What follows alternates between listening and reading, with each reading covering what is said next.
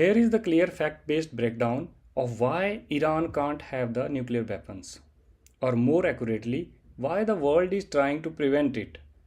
Based on to the current geopolitical realities, why Iran is prevented from having nuclear weapons. So there are some global rules. The infographic you see over here isn't just about a treaty. It represents the entire global nuclear order. So what it really means, the NPT divides the world into the recognized nuclear states like US, Russia, China, UK, France, and then non-nuclear states like Iran. So non-nuclear states agree to not build nuclear weapons, accept inspections from NPT, and use this nuclear energy only for civilian purposes like generating the power and in medicines. Why Iran is restricted? So Iran accepted these rules voluntarily, and that means they can do the enrichment for the clean energy, however they can't weaponize it. If they want to do it, it is the clear violation of the treaty. The second point is the military pressure. Iran's nuclear program is physically targetable. The nuclear facilities like the enrichment facility, the deep underground facilities, these are known location to everybody, right? And these are under constant surveillance from the satellites, and they are within the strike range of US and Israel. Military plans are created onto the simple rules. Destroy capability before it becomes a weapon. Currently, Iran still in the development phase. So these strikes which US and Israel are carrying out, these are seen as preventive strikes.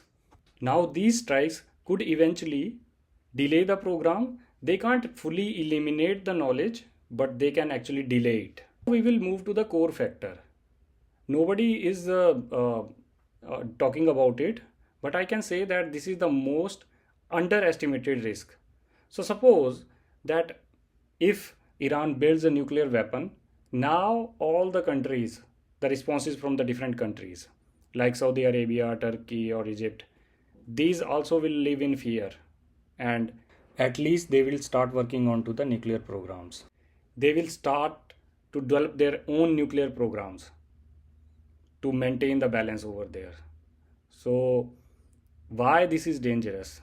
More nuclear states, more chances of miscalculation and lower stability in the region and higher accident risks. One nuclear decision can multiply into many, creating an unstable nuclear region. So there is a global monitoring system for this, right? Maybe you have heard about it, IAEA.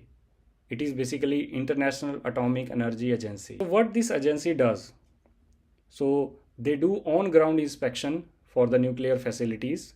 They see that if a particular country is doing enrichment in a weaponized way, they can put the surveillance cameras into the facilities, and they can track the uranium from mining to enrichment, and they can also take the environmental sampling.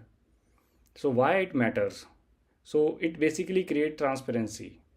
It reduces uncertainty between the nations. So the critical point over here is they can only monitor it, they can't control it. Currently, Iran is acting as a threshold state. Why I am calling it a threshold state?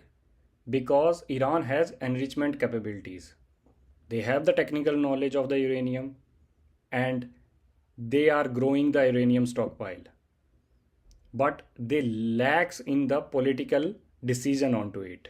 The different stages are explained over here. So low enrichment means, okay, we are using it for the civilian purpose. High enrichment means closer to weapon grade uranium. Weaponization is actually create the bomb. Now let's see the North Korea example. So what is the core strategic comparison between the two? So after crossing the line, it has the nuclear weapons, right? They have their delivery system. Any attack risk nuclear retaliation from North Korea side, right? Now, in case of Iran, before crossing the line, no confirmed nuclear weapons, right? The program is still under development, so there is a weak deterrence from their side. It is easier to stop a country before it gets nukes rather than after. The other part of the story is that okay, Israel is also facing deterrence from Iran, right? Once they have the nuclear weapons, Israel can't attack them, right? Otherwise they will go that okay, we'll eliminate the Israel.